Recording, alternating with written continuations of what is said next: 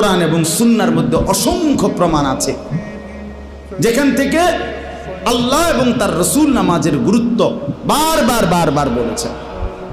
আল্লাহ আমাদেরকে বুঝার তৌফিক দান করেন। আমাদের নবী সাল্লাল্লাহু আলাইহি সাল্লাম সারা আলমের জন্য নবী, সারা কায়নাতের নবী। তো এত বড় শ্রেষ্ঠতম নবী পেয়ে আমরা যদি তাকে মূল্যায়ন না করি, তার কথা পালন না করি, তো এর চাইতে উত্তম আর কে হবে? এর চাইতে উত্তম আর কে আসবে আমাদেরকে বুঝাবার জন্য?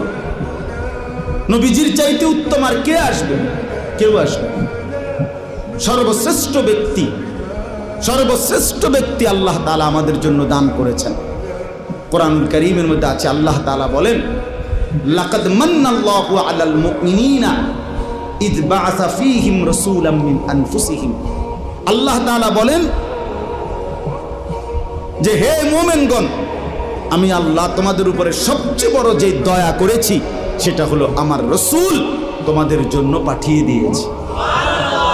এই পৃথিবীর সব কিছু আমার নিয়ামত, কিন্তু এগুলো আমি সবাইকে দিছি, কিন্তু আখেরি